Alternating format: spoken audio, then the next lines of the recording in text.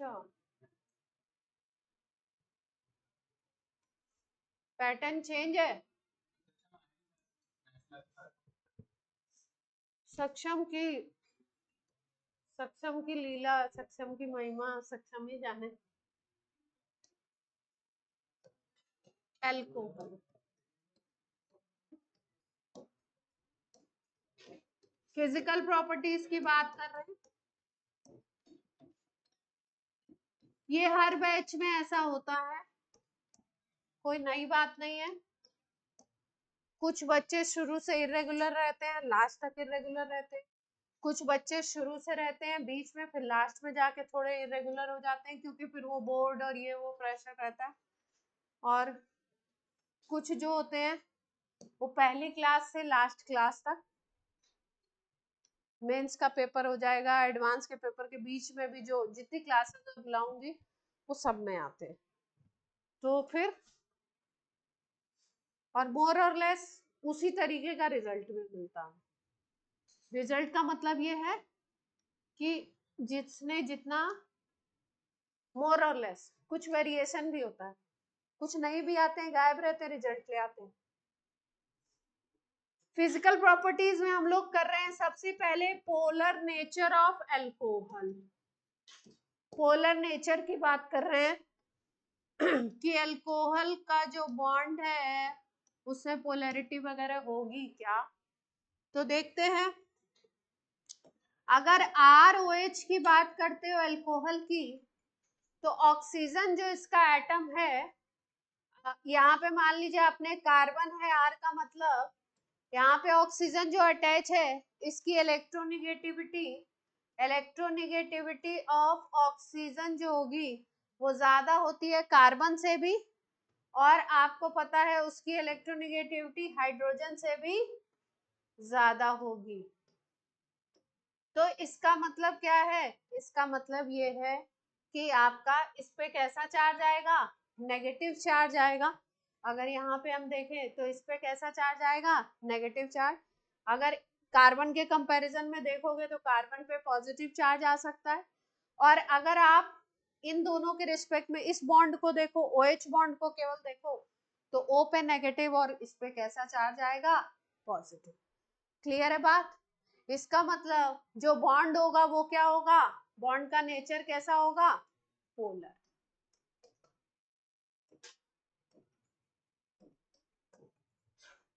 Bond polar है तो dipole moment की भी बात कर सकते हैं हम लोग, डाइपोल मोमेंट एग्जिस्ट कर सकता है।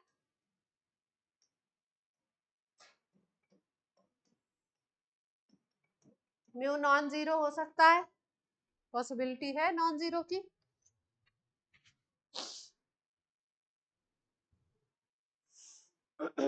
फर्स्ट फिजिकल प्रॉपर्टी हो गई।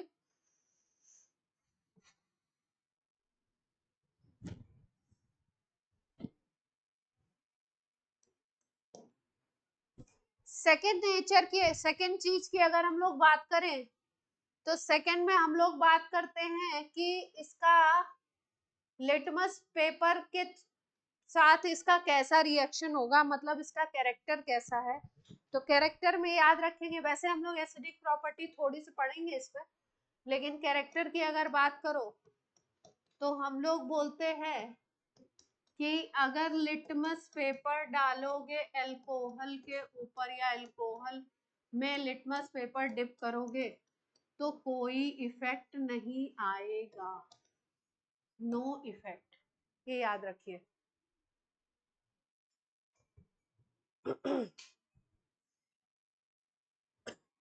ऐसे पॉइंट से आपके जेई मेंस में ABCD टाइप या कुछ उस तरीके के क्वेश्चंस बन सकते हैं।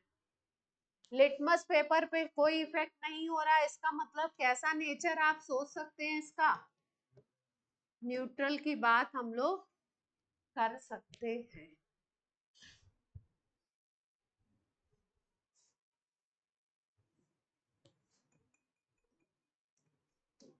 फिजिकल स्टेट की बात कर लेते हैं। लगभग कार्बन 12 तक जितने अल्कोहल होंगे लिक्विड होंगे, अप टू कार्बन 12 याद रखिए, C12 तक जो अल्कोहल मिलेंगे वो आपके लिक्विड स्टेट में होते हैं, और 12 के बाद, है ना, आफ्टर C12 क्या होंगे, ये सॉलिड मिलने लगेंगे आप, मतलब 12 तक लिक्विड स्टेट है, उसके बाद आपको क्या मिलने लगेगा, सॉलिड।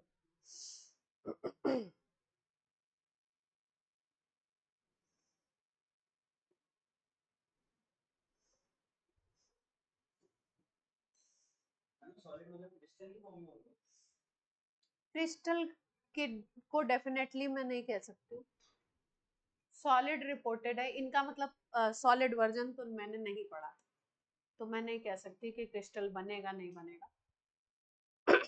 उसके बाद ये जो आपके लिक्विड हैं,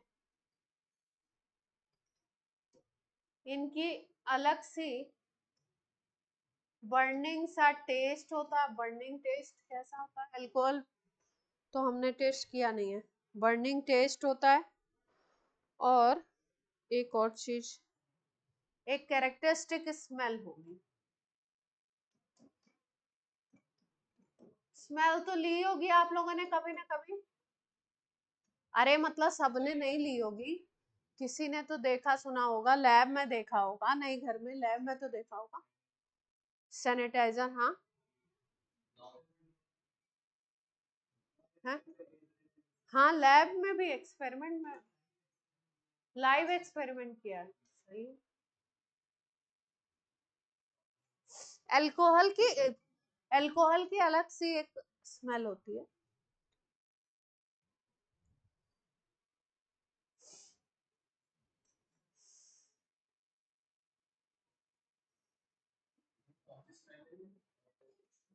कैरेक्टरिस्टिक मतलब आप, जैसे कि अगर आपने एक बार सूंघ लिए तो पहचान लो, ऐसा एक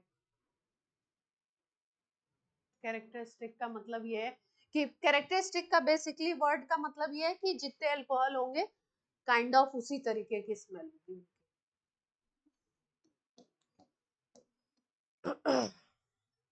उसके बाद जैसे CH3OH है, तो ये पॉइजनस होता है नेचर में, है ना।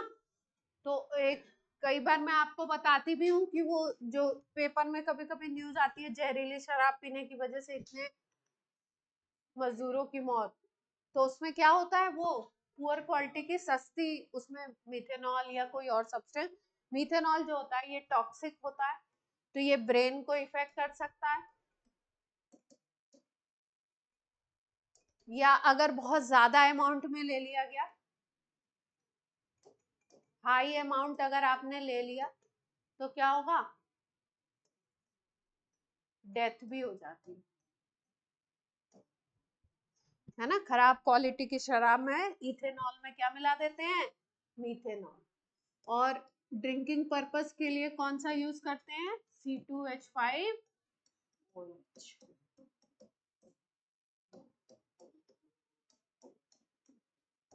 लैब में अगर बात करी जाएगी तो लैब में C2H5OH आपको मिल जाता है, काफी सारे एक्सपेरिमेंट में यूज होता है। अल्कोहल का तो एक्सपेरिमेंट करवाते ही हैं 12th में, टेस्ट वगैरह में, और बाकी कुछ और भी एक्सपेरिमेंट्स में इथेनॉल, अल्कोहल का यूज होता है, तो इथेनॉल सस्ता पड़ता है, वही रखा जाता है लैब में।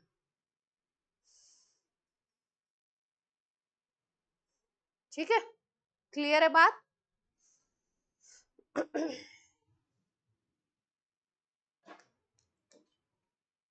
पॉइंट नंबर थर्ड है, फोर्थ है, फोर्थ है, अगर हाइड्रोजन बॉन्डिंग की बात करें तो क्या हाइड्रोजन बॉन्ड बनेगा, H बॉन्ड दिखेगा, तो देखते हैं, ROH को अगर ऐसे लिखो आप, तो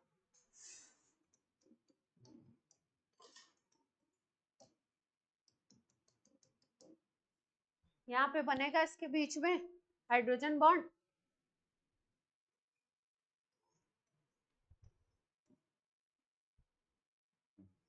यहाँ पे भी बन जाएगा।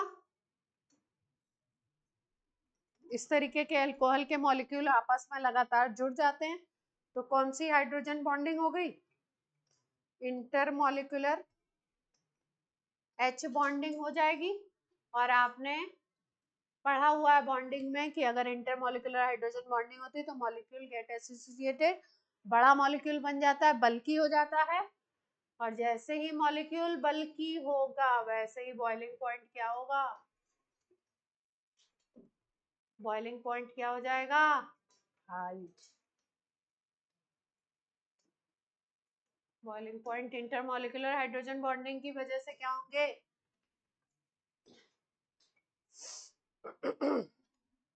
ठीक है। एक पॉइंट और हमने हाइड्रोकार्बन में पढ़ा था कि बॉइलिंग पॉइंट जैसे जैसे ब्रांचिंग बढ़ाते हो वैसे वैसे कम होता जाता है। तो यहाँ पे भी यही रूल चलेगा, जैसे जैसे स्ट्रक्चर में ब्रांचिंग करोगे वैसे वैसे क्या होगा, बॉइलिंग पॉइंट डिक्रीज होगा। ब्रांच बढ़ाओगे तो बॉइलिंग पॉइंट। 5 कार्बन की स्ट्रेट चेन वाला अल्कोहल है और उसको आपने आइसोप्रोपाइल बना दिया, नियोपेंटाइल बना दिया 5 कार्बन को, तो क्या बनेगा, नियोपेंटाइल का बॉइलिंग पॉइंट, ब्रांचिंग ज्यादा हो जाएगी तो बॉइलिंग पॉइंट क्या हो जाएगा, कम हो जाएगा, है ना।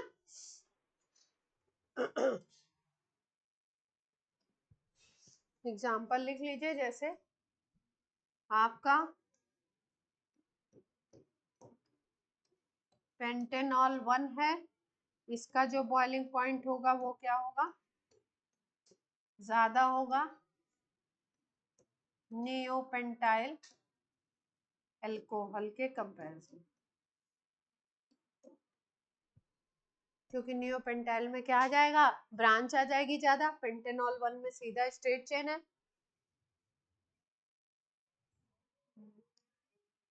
हाँ, नियो नियो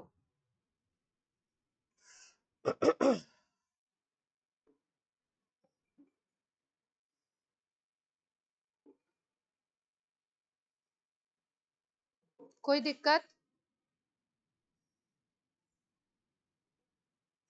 अल्कोहल की अगर बात करें तो अल्कोहल को अब बताते हैं, देखा नहीं आपने तो, अल्कोहल को अगर पानी में मिक्स करिए तो आराम से क्या हो जाता है, अल्कोहल पानी में मिक्स हो जाता है ना, यानी कि वाटर में सॉल्युबिलिटी तो है। सॉल्युबिलिटी की अगर बात करें तो आप बात करते हो, केमिकल बॉन्डिंग में पढ़ा है आपने, लाइक डिजॉल्व लाइक, तो इसका क्या मतलब होता है, अगर कंपाउंड पोलर है तो पोलर सॉल्वेंट में आसानी से डिसॉल्व हो जाएगा। Polar compound dissolve in polar solvent, तो वाटर अपना कैसा सॉल्वेंट है, पोलर है। और अल्कोहल अभी हमने बताया अल्कोहल का नेचर कैसा होता है, पोलर, तो दोनों आपस में क्या करेंगे, डिसॉल्व हो जाएंगे, है ना। तो alcohol soluble in water, alcohol पानी में क्या होता है, सॉल्युबल होता है, अल्कोहल इज सॉल्युबल इन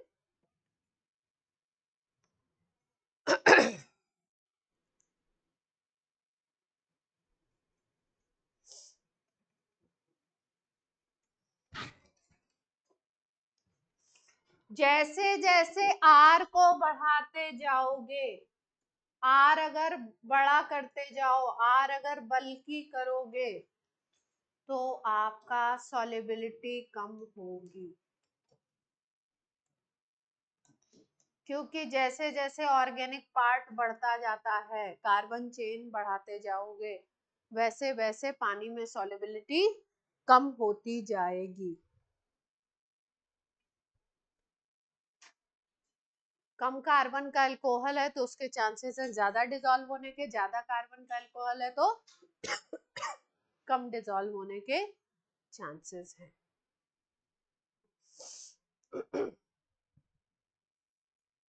एक पॉइंट ये हो गया, दूसरा ये हो गया साइज के बेसिस पे कह दिया हमने सॉल्युबिलिटी में। थर्ड पॉइंट की अगर बात कर लो सॉल्युबिलिटी में, तो 1 डिग्री ज्यादा डिजोल्व होगा 2 डिग्री और 3 डिग्री अल्कोहल के 1 डिग्री ज्यादा डिजोल्व होगा क्योंकि बिल्कुल 1 डिग्री में अगर मान लो इस तरीके से अल्कोहल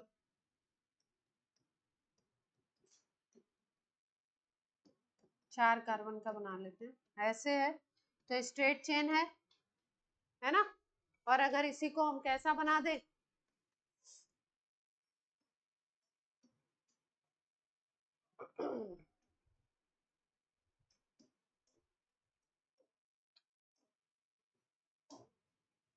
इस तरीके से बना लें, है ना, ब्रांचिंग कर दें, तो ब्रांचिंग में दिक्कत आएगी, सॉल्युबिलिटी में ब्रांचिंग बढ़ाओगे तो सॉल्युबल होने में क्या होगी, दिक्कत होगी।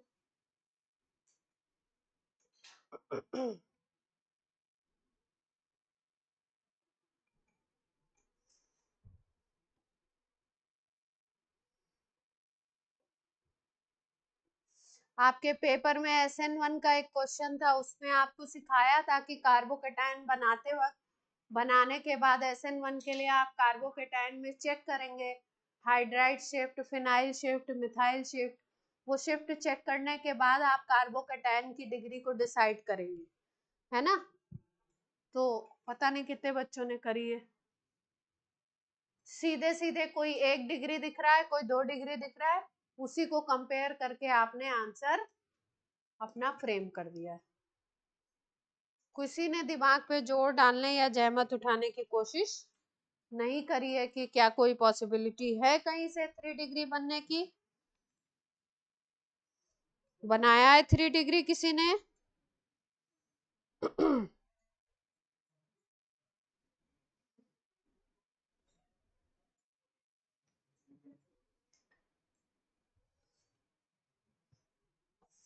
इसके बाद बात कर लो डेंसिटी की।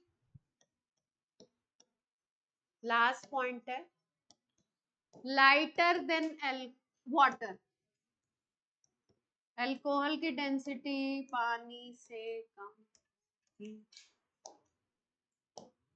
डेंसिटी पानी से कम होगी।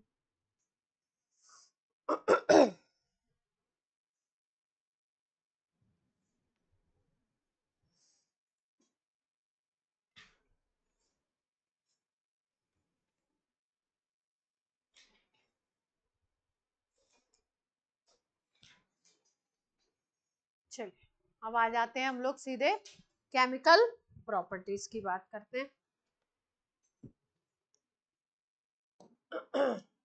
केमिकल प्रॉपर्टीज में हम लोग रिएक्शंस को 3 कैटेगरी में डिवाइड करने वाले हैं। अल्कोहल की अगर बात करो ROH, तो कुछ रिएक्शंस ऐसे होंगे जिसमें ये R और O के बीच का बॉन्ड टूटने वाला होगा, कुछ रिएक्शंस ऐसे होंगे जिसमें O और H के बीच का बॉन्ड टूटने वाला होगा, और कुछ थोड़े अलग टाइप के होंगे, स्पेशल टाइप के होंगे। तो कितने तरीके के रिएक्शंस हम पढ़ने वाले हैं, एक में ROH ये वाला बॉन्ड क्लीवेज की बात करेंगे हम, ऐसे रिएक्शंस पढ़ेंगे। दूसरे वाले में ROH में O और H के बीच का बॉन्ड क्लीवेज की बात करेंगे हम। और तीसरे वाले कुछ स्पेशल होंगे, कुछ अलग। 3 तरीके के रिएक्शंस हम देखने वाले हैं। एक में कार्बन और ऑक्सीजन के बीच का बॉन्ड टूटेगा, एक टाइप ऐसा होगा जिसमें ऑक्सीजन हाइड्रोजन के बीच का बॉन्ड टूटेगा।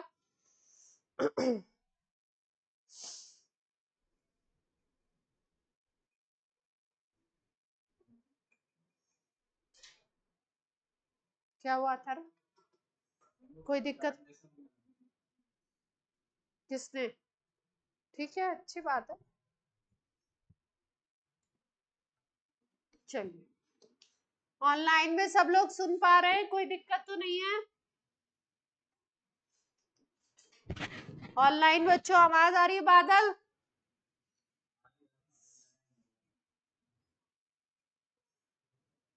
हेलो हेलो, आ रही है प्रॉपर?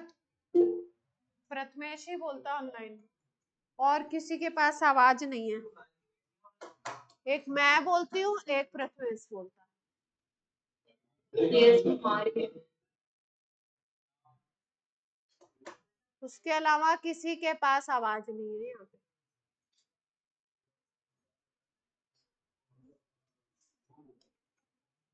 चलिए, सबसे पहली कैटेगरी की बात करते हैं, जिसमें हम लोग बात करेंगे O और H के बॉन्ड के क्लीवेज की।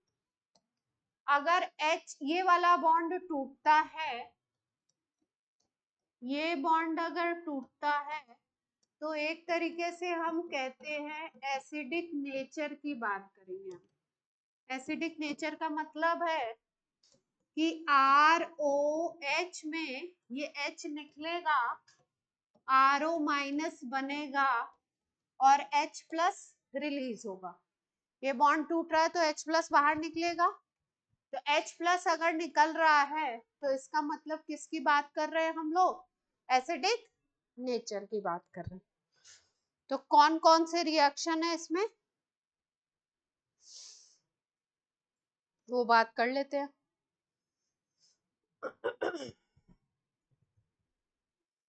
जैसे आपसे पूछें कि कुछ रिएक्शंस ऐसे बताइए अल्कोहल के, या कौन कौन से ऐसे रिएक्शंस हैं जो इसके एसिडिक नेचर को शो करते हैं, तो वो रिएक्शंस जिसमें O और H के बीच का बॉन्ड टूटेगा, H अलग होगा, वो रिएक्शंस किसको शो करेंगे?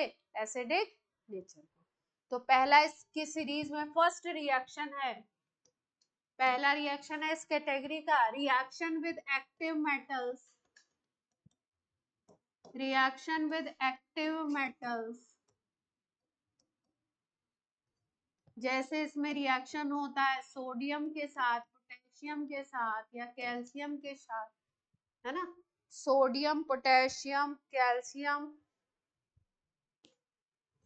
मैग्नीशियम, एल्यूमिनियम ले सकते हैं। इनके साथ रिएक्शन करने से हाइड्रोजन गैस रिलीज होती है। हाइड्रोजन गैस इवॉल्व होगी, कैसे इवॉल्व होगी? देखिए, अगर दो मॉलिक्यूल आपने अल्कोहल के ले लिए, मान लीजिए सोडियम एटम से आप रिएक्शन करा रहे हो, तो आप देखोगे ये हाइड्रोजन बाहर निकल जाएगी और यहाँ पे आ जाएगा आपका RONA बन जाएगा और H2 बाहर। हाइड्रोजन को पहचानने का तरीका आपने 10th में सीखा ही है। कौन सा साउंड प्रोड्यूस होता है? बर्निंग कैंडल ले जाने पे कौन सा साउंड प्रोड्यूस होगा? Pop sound.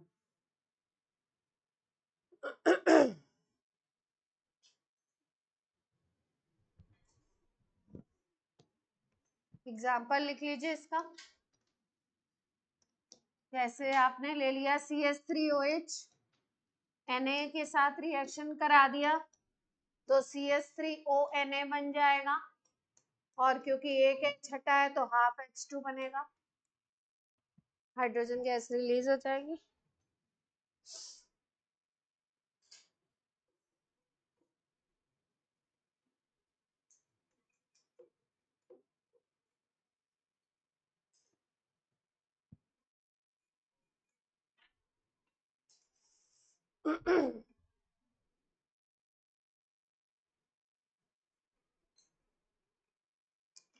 अब ये एसिड के, अगर इससे H प्लस निकल रहा है तो इसको हम एसिड कंसीडर कर रहे हैं। एसिड के H प्लस को ये जो मेटल है ये लेकर के निकल रही है, तो ये बेसिक मेटल हो गई, बेस हो गई, बेस कह सकते हैं, है ना।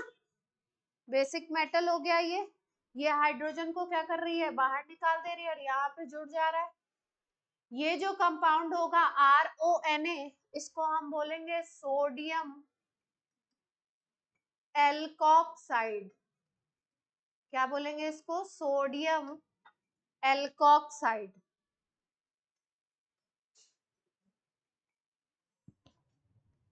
ROH को तोड़ने से H प्लस बना था, और RO- बना था। इस RO- को हम बोलते हैं एल्कोक्साइड आयन। साइड में लिख लीजिए, इसका क्या नाम है?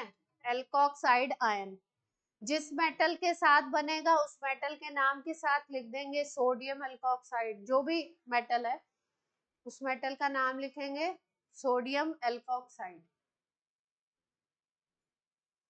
जैसे मीथेनॉल के साथ बना है ये, तो ये इसका नाम क्या हो जाएगा अपना? Sodium methoxide. General name alkoxide, particular इसका नेम क्या हो गया? Sodium methoxide.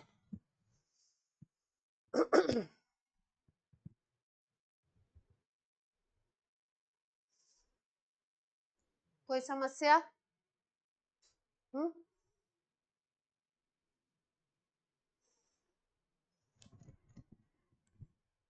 चलिए,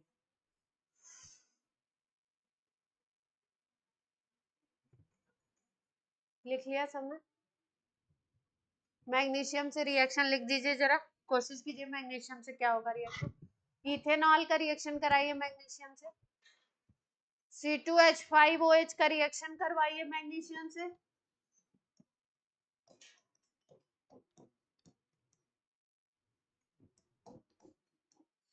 मैग्नीशियम से रिएक्शन करवा के रिएक्शन लिखिए जरा, क्या बना? फॉर्मूला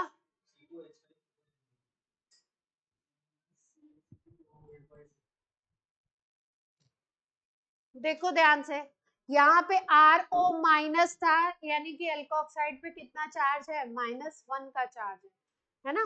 फॉर्मूला लिखते वक्त ये भी ध्यान रखेंगे, सोडियम तो वहां पे क्या था? +1 वाला था, तो वहां पे ना हमने होल ट्वाइस होल थ्राइस कुछ नहीं लगाया, है ना। लेकिन यहाँ पे मैग्नीशियम कैसा है? मैग्नीशियम आयन जब बनेगा तो Mg तो +2 है और ये C2H5O- बनेगा। फॉर्मूला लिखते समय इसकी वैलेंसी इसके नीचे और इसकी वैलेंसी इसके नीचे लिखते हैं, तो सोडियम अरे मैग्नीशियम एथॉक्साइड का फॉर्मूला क्या बनेगा? ये बनेगा ना। क्लियर है बात? यहाँ पे इसको 2 यूनिट ले लीजिए, H2 गैस निकल जाएगी, ये बन जाएगा मैग्नीशियम एथॉक्साइड।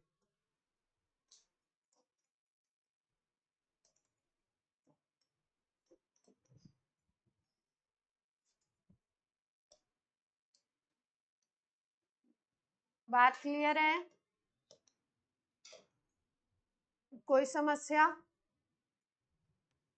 नहीं? स्टार बना के पॉइंट लिखो। ROH की हम बात कर रहे थे, ये ब्रेक हुआ, इसने बनाया RO- और H+, ठीक है। RO- और H+, इस RO- की रिएक्शन अगर हम कराते हैं पानी से, HOS से, RO- की रिएक्शन अगर हम पानी से कराते हैं HOS से, तो हम लोग क्या देखते हैं? ये वाला जो H है ये इसको ग्रेस्प कर लेता है फटाफट और फिर से किस में कन्वर्ट हो जाता है? ROH में, और ये क्या बन जाता है? OH-।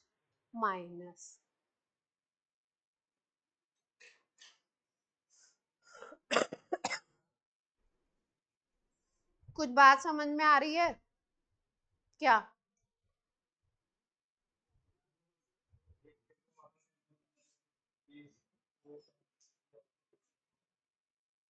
किसका बेसिक नेचर है?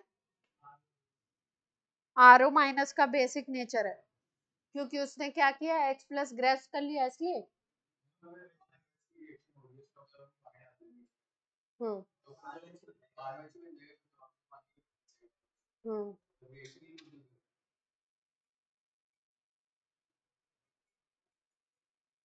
हाँ, रिएक्शन नहीं होगी, उसमें सिस्टम लगाना पड़ता होगा कुछ। हाइड्रोजन निकालो, हटाओ, एक प्रोडक्ट को हटाओ। इस रिएक्शन को ध्यान से देखो आप, इसको हम बोल रहे थे कि ये एसिड है, इसने H प्लस रिलीज किया, है ना, इसने H प्लस रिलीज कर दिया। अब RO माइनस में आपने H प्लस जोड़ा तो बन गया ROH, और ये OH माइनस अलग हो गया। ये पानी यहाँ पे कैसे काम करेगा, एसिड की तरह काम कर रहा है, ठीक है, और ये कैसे काम करने लगेगा, बेस की तरह काम करने लगेगा। ये कौन सा कॉन्सेप्ट था, लुईस का था, ब्रॉन्स्टेड का था, या आर्नियस का था?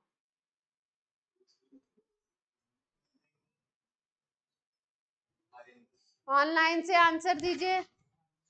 लुईस का कॉन्सेप्ट था, आर्नियस का था, ब्रॉन्स्टेड का था?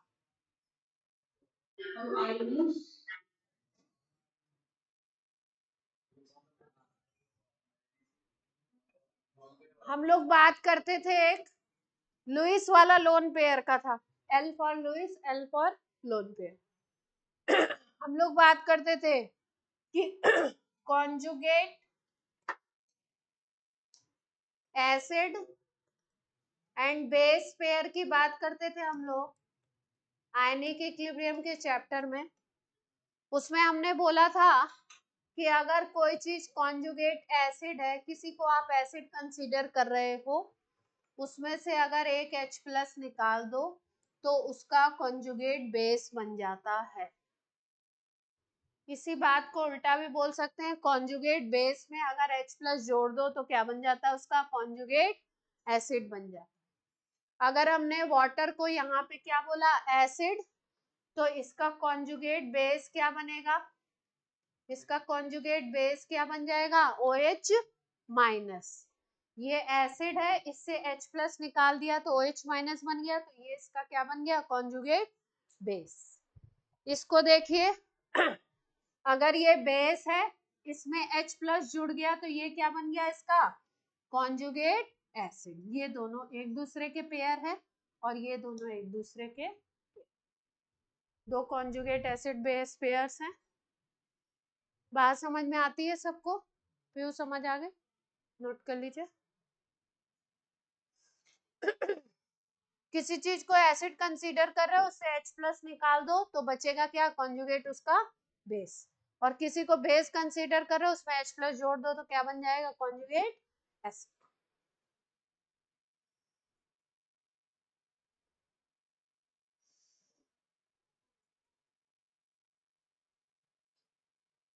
इसका मतलब एल्कोक्साइड आयन बेस की तरह काम कर रहा है, पानी एसिड की तरह काम कर रहा है, एल्कोहल एसिड की तरह काम कर रहा है, और OH माइनस कैसे काम कर रहा है, कॉन्जुगेट बेस की तरह, है ना। कोई समस्या तो नहीं है।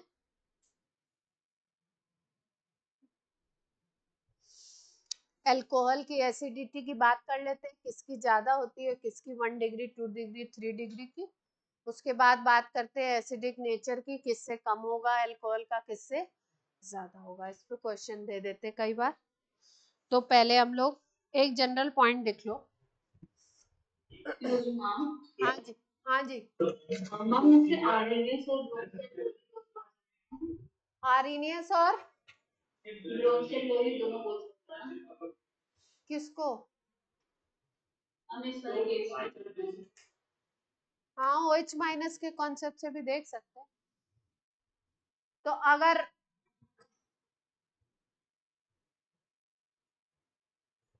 देख सकते हैं, पर ब्रॉन्स्टेड के हिसाब से देखो, मैं चाहती हूं कि आप इसको किस नजर से देखिए, कॉन्जुगेट एसिड बेस पे।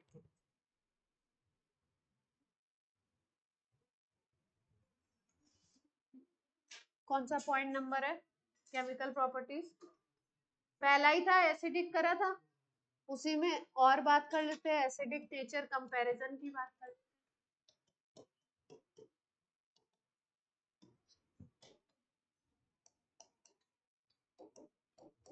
एसिडिक नेचर कंपैरिजन की बात कर लेते हैं। देखो ध्यान से, 1 डिग्री ज्यादा होगा, 2 डिग्री ज्यादा होगा, 3 डिग्री ज्यादा होगा, इसकी बात कर लेते हैं।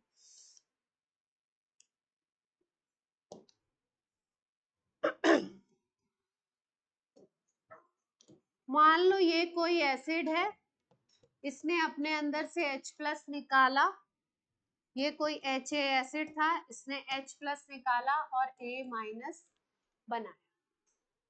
ठीक है, अब ये जो आपका A- बनता है, ये जो एनायन बनता है, अगर ये स्टेबल हो जाए, क्या हो, अगर ये स्टेबल हो, स्टेबल होने का मतलब होता है कि ये A- फिर से H+ से जल्दी से रिएक्ट करके एसिड ना बना ले। एसिड का मतलब क्या है, जो H+ दे, फिर से वो H+ जोड़ के एसिड ना बना ले। एसिड का मतलब है रिएक्शन में क्या दिखने चाहिए, H+ दिखने चाहिए।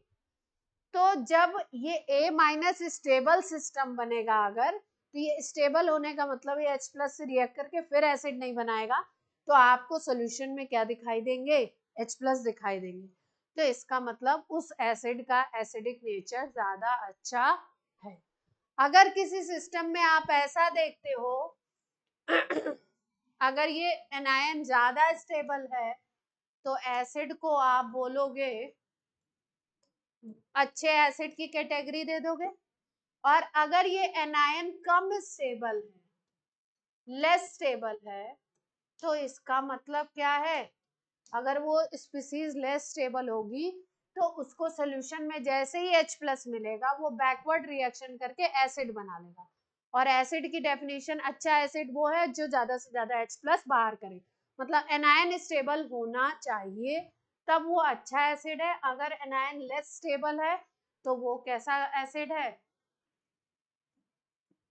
ये बात, ये मोटी मोटी बात पहले अपने दिमाग में बैठा लीजिए, तब कंपैरिजन किया जाए।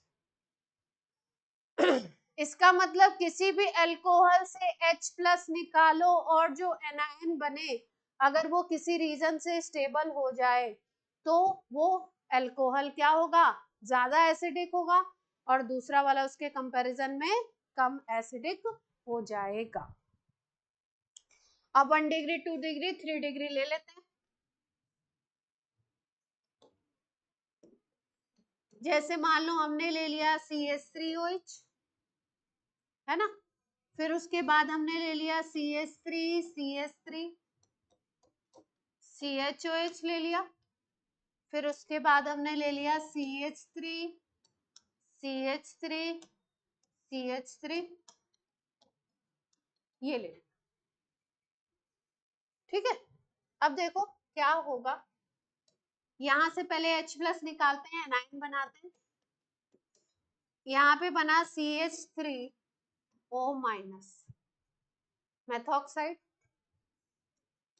यहां से H+ निकालते हैं, ये वाला CH3, CH3, CHO-, ये है मेथॉक्साइड।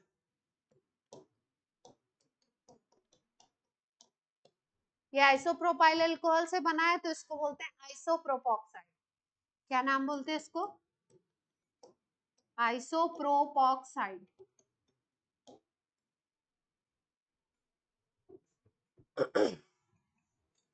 यहां से H निकाल देते हैं,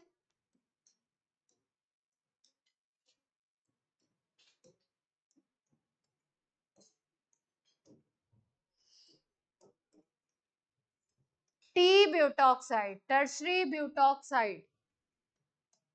आयन का नाम क्या है, T butoxide, tertiary butoxide. Tertiary को शॉर्ट में स्मॉल टी लिख देते हैं।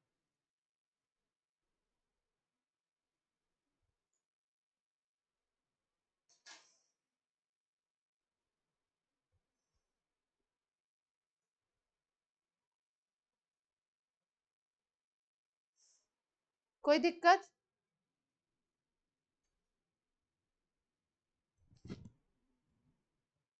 स्टार्ट करें कंपैरिजन। देखिए पहले वाले केस को देखते हैं। CH3 ग्रुप जो होते हैं वो +I ग्रुप होते हैं। +I ग्रुप का मतलब होता है इलेक्ट्रॉन डोनेटिंग ग्रुप। इलेक्ट्रॉन देंगे, अपनी तरफ से इलेक्ट्रॉन को भेजेंगे, इलेक्ट्रॉन को पुश करते, धक्का देते, तो इधर से एक तरफ से इलेक्ट्रॉन इधर भेजा जा रहा है, ठीक। इस पे माइनस चार्ज ऑलरेडी है, इलेक्ट्रॉन भेजोगे तो चार्ज थोड़ा बढ़ेगा। चार्ज जब सिस्टम में बढ़ता है तो स्टेबिलिटी कम होने लगती है। यहाँ पे देखो, यहाँ पे और सोने पे सुहागा हो गया, यहाँ से दो तरफ से इधर से भेजा जा रहा है, दो प्लस आई ग्रुप लगे हुए हैं, दो मिथाइल है, यहाँ पे और भी बढ़िया केस बन गया, तीन तीन दिखाई दे रहे हैं, तो माइनस चार्ज तीन तरफ से धक्का दिया जा रहा है, यानी यहाँ पे माइनस खूब इकट्ठा होगा, चार्ज ज्यादा बढ़ेगा इस सिस्टम पे। अगर ये थर्ड वाले केस में चार्ज ज्यादा बढ़ रहा है, चार्ज इंक्रीज होता है किसी सिस्टम का, तो स्टेबिलिटी डाउन होगी। स्टेबिलिटी बढ़ानी है तो चार्ज कम हो, तो सबसे ज्यादा यहाँ पे चार्ज इंक्रीज होगा इस ऑक्सीजन पे। तो इसका मतलब क्या है कि ये जो होगा वो क्या होगा, इनमें लीस्ट स्टेबल होगा, more charge, more minus charge on oxygen। और सबसे कम अगर देखें इन तीनों में तो इस पे कम होगा,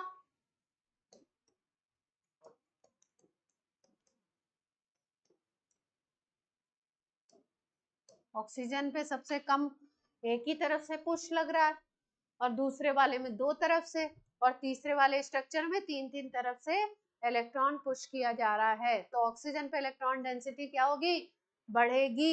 एक ही जगह पे चार्ज अगर इकट्ठा होने लगे, सिस्टम अनस्टेबल होता जाता है। तो उस केस में एनायन सबसे ज्यादा अनस्टेबल है, जहां पे अनस्टेबल बनेगा वहां पे एसिडिक स्ट्रेंथ कम होगी, जहां पे सिस्टम कंपैरेटिवली ज्यादा स्टेबल होगा वहां पे एसिडिक स्ट्रेंथ ज्यादा होगी। तो इसका मतलब एसिडिक स्ट्रेंथ कहाँ पे,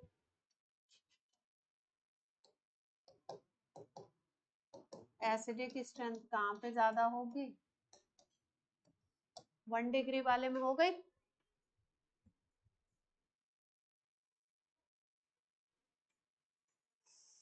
तो जो माइनस का आयन बन रहा है उसको चेक करेंगे, स्टेबल है या कम स्टेबल है।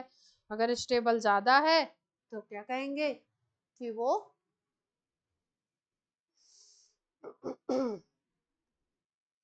कोई समस्या।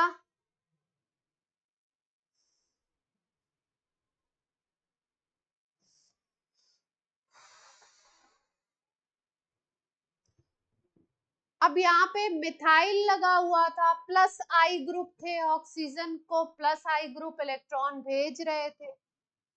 अगर हम सिस्टम में कोई ऐसे ग्रुप्स लगा दें जो इलेक्ट्रॉन खींचने लगे, मान लो इस कार्बन पे हम कोई ऐसा ग्रुप लगा दें इधर जो इलेक्ट्रॉन को खींचने लगे, इलेक्ट्रॉन विड्रॉइंग ग्रुप हो, तो ये इलेक्ट्रॉन डेंसिटी को इस तरफ खींचेगा, तो इस ऑक्सीजन पे रिलेटिवली इलेक्ट्रॉन डेंसिटी क्या होगी, कम होने लगेगी। जैसे ही सिस्टम में इलेक्ट्रॉन डेंसिटी कम होगी, सिस्टम क्या होने लगेगा, स्टेबल होने लगेगा। यानी अगर प्लस आई ग्रुप का नंबर बढ़ाते हो तो स्टेबिलिटी, प्लस आई ग्रुप वहां पे एक था, यहाँ पे आपने दो लगा दिया, यहाँ पे आपने तीन यहाँ पे लगा दिए, तो जहाँ पे प्लस आई ग्रुप का नंबर आप बढ़ाते जाते हो वो एसिडिक नेचर को कम करने लगेगा, और अगर माइनस आई बढ़ाओगे तो एसिडिक नेचर क्या हो जाएगा, बढ़ जाएगा। ठीक है, क्लियर है बात। तो मोटी मोटी बात लिख लो, ये एग्जाम्पल लिख लिया था सबने, तो लिख लीजिए एसिडिक नेचर प्लस आई ग्रुप अगर नंबर बढ़ेगा तो कम होगा, और अगर आपने माइनस आई ग्रुप बढ़ा दिए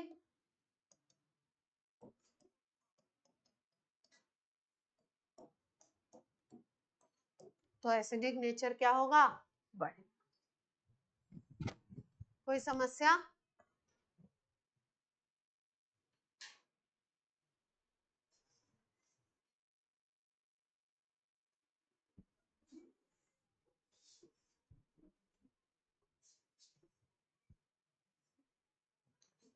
क्या चल रहा है, विहान कहेगा मैं कैसे बता सकता हूँ।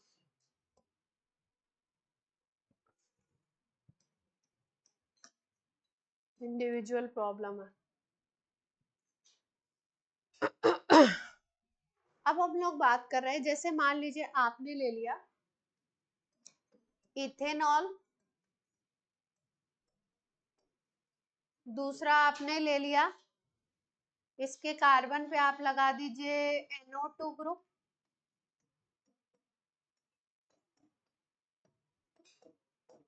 इथेनॉल का जो ये कार्बन है इस पे NO2 लगा दिया, तीसरा ऑप्शन हमने यहाँ पे Cl लगा दिया।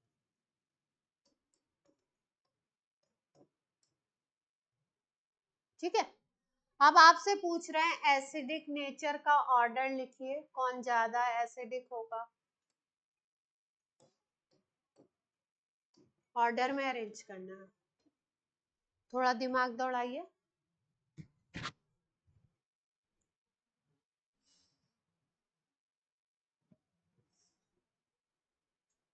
A, B, C 3 है आपके पास, किसका ज्यादा होना चाहिए?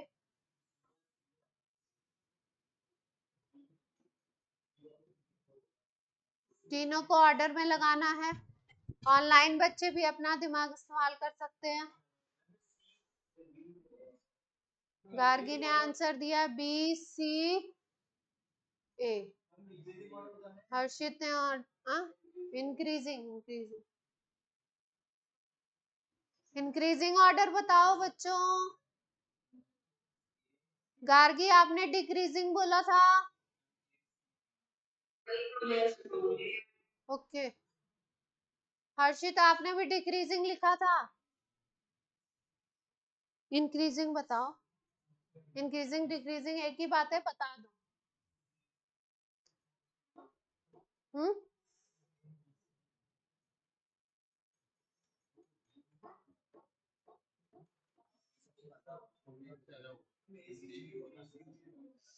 अच्छा चलो भाई बात कर ले,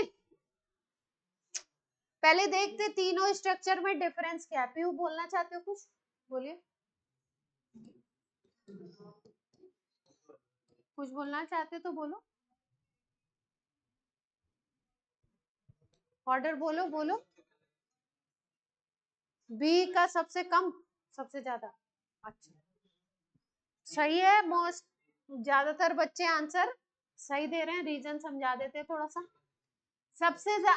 आपका ए का सबसे कम है, फिर उसके बाद है आपका किसका, सी का, और फिर उसके बाद है आपका बी का, है ना? क्यों देखो,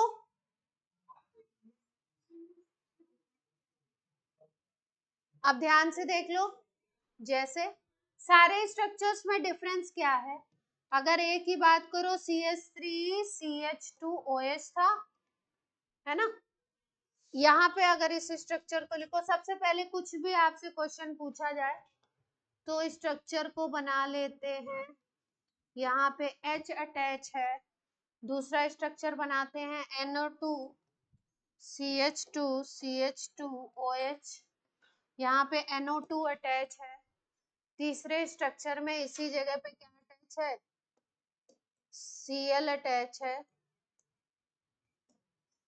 ठीक है, कंपैरिजन करते हैं, हाइड्रोजन जो है वो प्लस आई माइनस आई दोनों की तरह काम करता है, लेकिन दोनों ही इफेक्ट इसके क्या होते हैं, बहुत कम होते हैं बाकी किसी भी ग्रुप के कंपैरिजन में, है ना? तो सबसे कम तो ये होगा।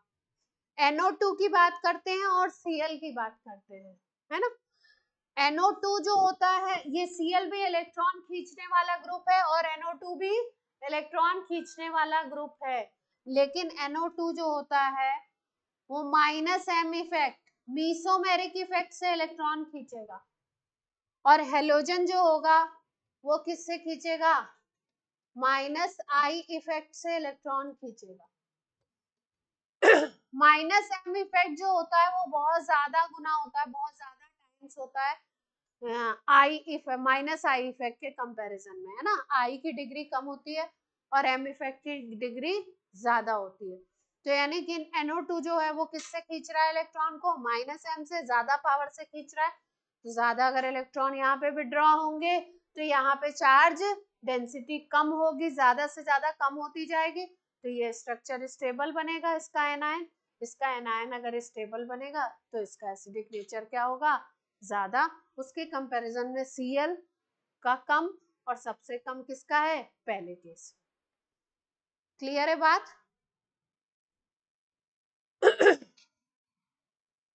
कई बार असर्शन रीजन में आपको रीजन भी दे देते हैं ना, जैसे मान लो Cl और NO2 वाला ये दे दे, और आपको उसमें रीजन भी लिखे कि रीजन ये है कि भाई NO2 माइनस M से पुल कर रहा है, इलेक्ट्रॉन को विड्रॉ कर रहा है, और Cl जो है वो माइनस I इफेक्ट से विड्रॉ कर रहा है, और M इफेक्ट क्या होगा, माइनस M इफेक्ट ज्यादा होगा in comparison to minus I, इसलिए इसकी एसिडिक स्ट्रेंथ ज्यादा होगी ये वाले की, और उसकी कम होगी। ठीक है, अब कर लेंगे ऐसे क्वेश्चंस। प्लस आई प्लस, सबसे पहले क्या देखना है अपने को, सबसे पहले ये चीज देखनी है कि क्या चीज कॉमन है, उसको हटा दीजिए। जैसे यहाँ पे ये चीज कॉमन थी, इसके बारे में नहीं सोचना है, जो एक्स्ट्रा पोर्शन लगा हुआ उसके बारे में सोचना है कि वो क्या इफेक्ट कॉज कर रहा।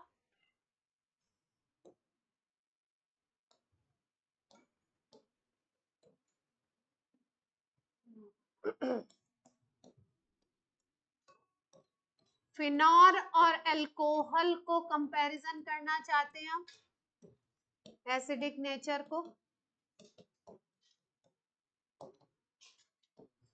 फिनॉल और अल्कोहल के एसिडिक नेचर को कंपेयर करना चाह रहे हैं।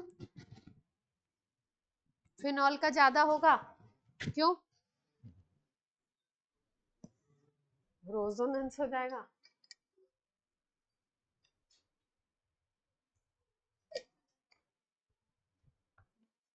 बादल देख लीजिए आपके बारे में क्या बात हो रही है। बादल, बादल क्लास में है नहीं। चलिए अल्कोहल की बात कर लें, एक एग्जांपल ले लेते हैं, CH3CH2, अपना सस्ता सुंदर टिकाऊ इथेनॉल। हाँ बादल क्या कर रहे तुम, इथेनॉल, और कंपेयर करना चाहते हैं किसको, फिनॉल को। देख लो भाई, एसिडिक नेचर कंपेयर करना है तो H को हटा के पहले बेस बना लीजिए, एनायन बना लीजिए।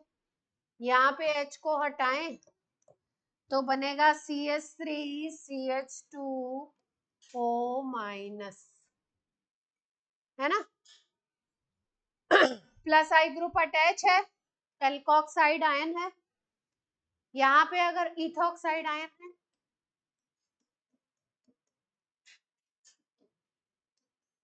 अगर ये वाले में बात करो, इसमें से H हटाओगे, ये हटा देते, तो यहाँ पे जो आयन बनता है उसको हम लोग बोलते हैं फिनॉक्साइड।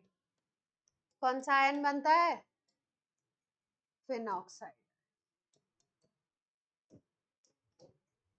और ये जो फिनॉक्साइड आयन है, इस फिनॉक्साइड आयन के लोन पेयर रिंग में कॉन्जुगेशन में जाते हैं, जिसकी वजह से इसमें रेजोनेंस हो जाता है, और रेजोनेंस के थ्रू ये क्या हो जाएगा, स्टेबल हो जाएगा, रेजोनेंस स्टेबलाइज होगा ये।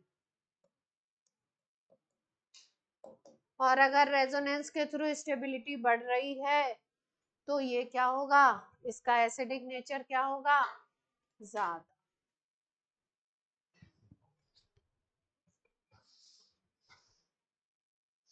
फिनॉक्साइड के रेजोनेटिंग स्ट्रक्चर बनाइए जरा,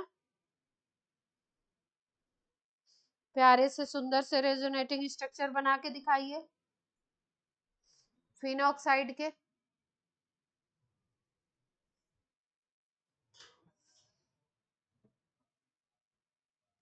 बना दीजिए सब लोग अपनी कॉपी में, सिलेबस में है आपके, कॉपी में ड्रॉ करिए फिनॉक्साइड के रेजोनेटिंग स्ट्रक्चर। सब लोग ड्रॉ करेंगे, सबकी कॉपी में चेक करूंगी मैं, ऑनलाइन, ऑनलाइन बच्चे भी बना के पिक खींचेंगे।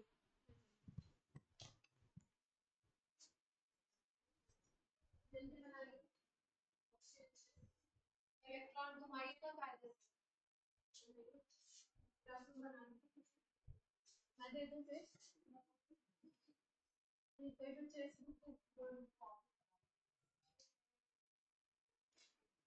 नहीं आता क्यों?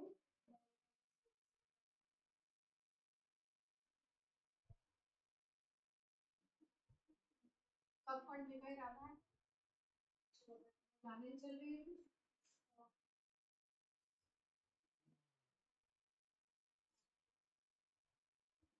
मैं सीरियस बात कर रही हूँ, सीरियसली बता रही हूँ।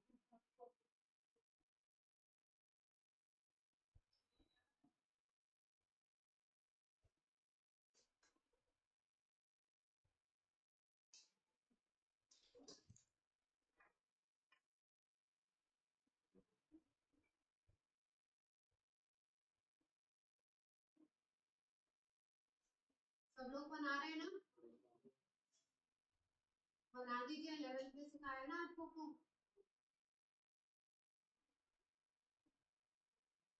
सब लोग कोशिश करो, हमारे इलेक्ट्रॉन को।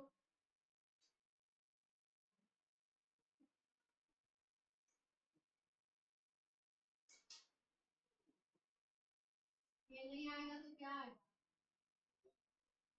स्ट्रक्चर बनाना लिखोगे, केमिस्ट्री कैसे आएगी और ये रोज रोज में सीखेंगे।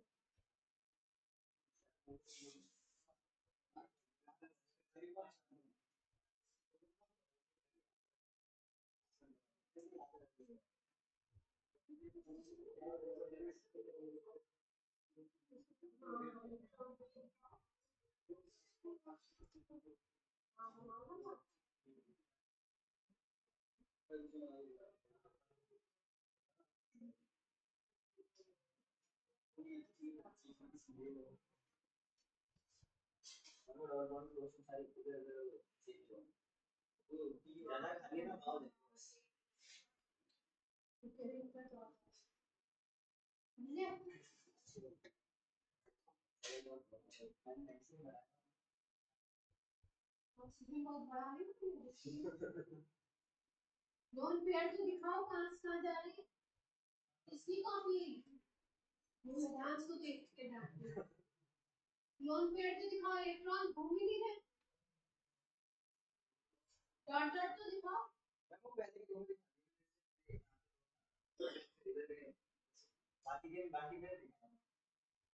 उनका अलग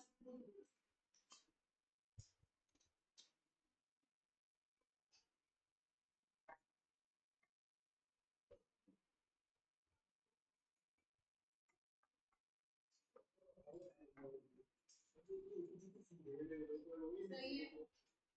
लोन पेयर तो दिखाओ, ऑक्सीजन पे तो हमने ऑक्सीजन में कितने लोन पेयर हैं? ऑनलाइन ऑफलाइन बोलिए। ऑक्सीजन पे कितने लोन पेयर हैं? 2 या 3 या 1?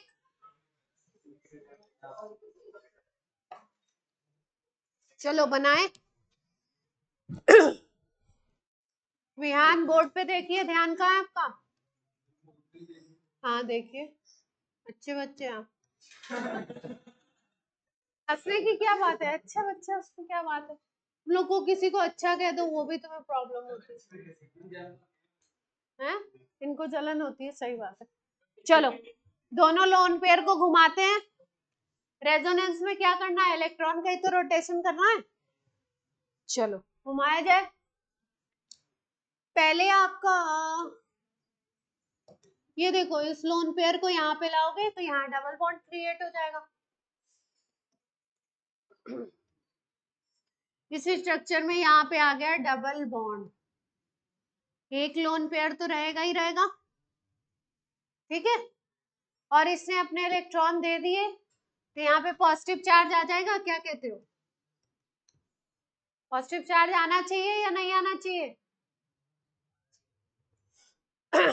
यहाँ डबल बॉन्ड आ गया। अब जैसे ही इस कार्बन पे यहाँ भी बॉन्ड, डबल बॉन्ड, यहाँ भी डबल बॉन्ड, यहाँ भी डबल बॉन्ड, तो कार्बन को प्रॉब्लम क्या हुई? 2 बॉन्ड यहाँ, 2 बॉन्ड यहाँ, 4 और 1 यहाँ पे, 5 बॉन्ड हो गए। कार्बन कभी भी 5 बॉन्ड नहीं बनाएगा। जैसे ही 5 बॉन्ड की सिचुएशन होगी, ये डबल बॉन्ड वाला इलेक्ट्रॉन कहाँ जाएगा? इस पे आ जाएगा। यानी कि अगले स्ट्रक्चर में यहाँ पे इलेक्ट्रॉन हम दिखा देंगे, ये ऐसे कैसे, ठीक है। उसके बाद अगला स्ट्रक्चर बनाते हैं। अब ये माइनस चार्ज इस पे आ चुका है, ये माइनस चार्ज अब यहाँ पे आएगा, और जैसे ही ये यहाँ आएगा वैसे ही ये डबल बॉन्ड कहाँ पे जाएगा, इधर जाएगा इलेक्ट्रॉन। तो अगले स्ट्रक्चर में हम क्या दिखाने वाले हैं, बोर्ड पे देखिए ध्यान से बच्चों, इधर उधर ना करें। एक लोन पेयर उसके पास पड़ा हुआ है, पॉजिटिव चार्ज पड़ा हुआ है, ये नेगेटिव चार्ज का इलेक्ट्रॉन यहाँ आ गया, यहाँ डबल बॉन्ड क्रिएट हो गया, यहाँ का डबल बॉन्ड उठ करके कहाँ पे आ गया, इलेक्ट्रॉन यहाँ पे आ गया, ये ऐसे का ऐसे पड़ा हुआ है। अगला स्ट्रक्चर बनाते वक्त हमें क्या ध्यान रखना है, अब ये इलेक्ट्रॉन यहाँ मूव करेगा, ये जैसे ही मूव करेगा ये इलेक्ट्रॉन इस सेंटर पे आ जाएगा।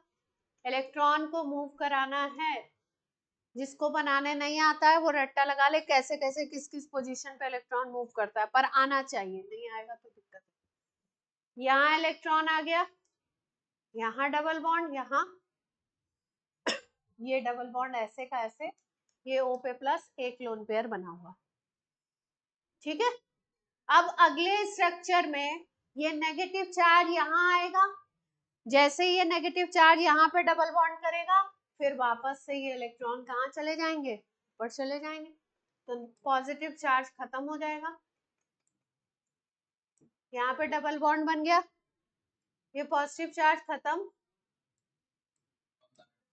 नेगेटिव चार्ज आ जाएगा। क्लियर है बात, कोई समस्या? फिनॉक्साइड के कितने बन गए रेजोनेटिंग स्ट्रक्चर, 5 बन गए। कोई समस्या हो तो बोलें, ये सबको बनाने आना चाहिए, एक स्ट्रक्चर तो बोर्ड में आ ही जाता है। एनिलीन का बनाने आना चाहिए, और किसका आना चाहिए, फिनॉल का, नाइट्रोबेंजीन का, इनमें से पूछ लेते कोई ना कोई।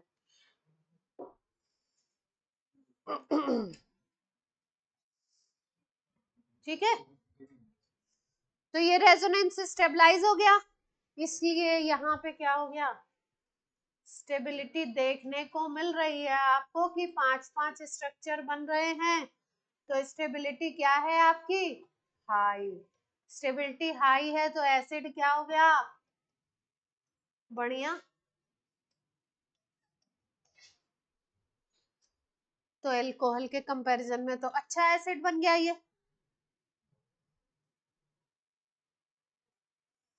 कोई समस्या हो तो बोलें, नहीं हो तो बोलें, नहीं है, सवाल दिया जाए। एक क्वेश्चन और कर लो फिर उसके बाद फिर क्लास।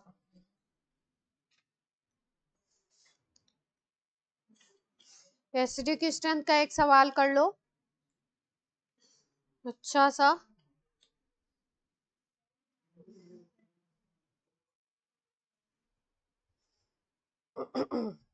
अच्छा एक पॉइंट और नोट कर लो,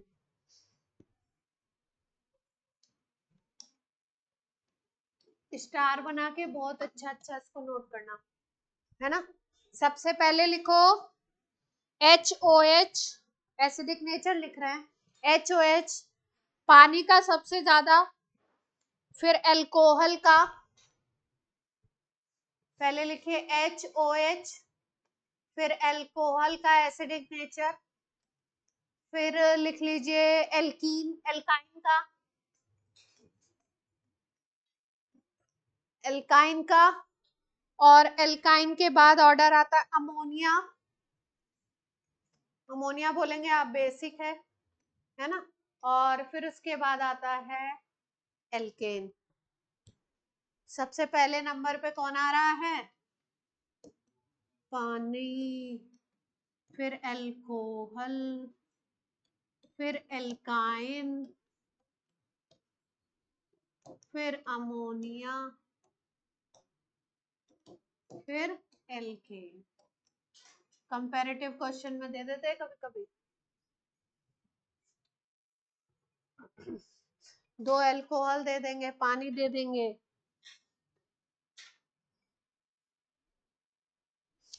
के वैल्यू पी के वैल्यू देंगे तो उससे तो आपको पता ही है कौन ज्यादा एसिड कौन लेस एसिड, मतलब खराब और अच्छा। के डायरेक्टली प्रोपोर्शनल होता है एसिडिक स्ट्रेंथ के, और पी के उल्टा हो जाएगा।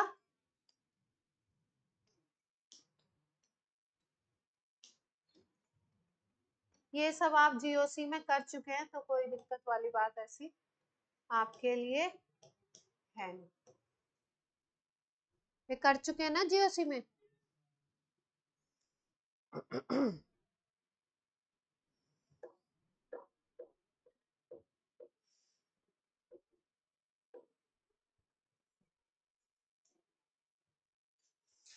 इस चैप्टर की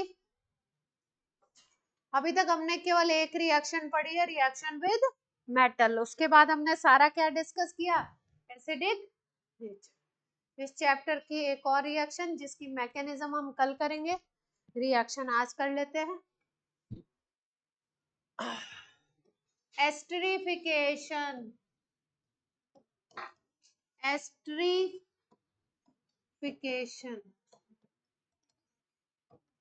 एस्टरिफिकेशन इंपॉर्टेंट है।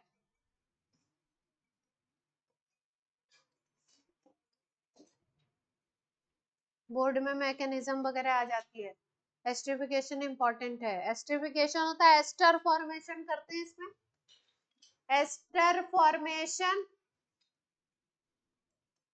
Bye acid and alcohol in presence of mineral acid. Mineral acid की प्रेजेंस में एसिड अल्कोहल की रिएक्शन करा के एस्टर फॉर्मेशन करेंगे। Reaction is called esterification. ROH का रिएक्शन हो रहा है, RCOH से अल्कोहल का H, एसिड का OH जाएगा, बनाएगा पानी, और एक प्रोडक्ट बनेगा आपका RCOOR, एस्टर। प्रेजेंस होगी मिनरल एसिड की, जैसे H2SO4 ले लीजिए।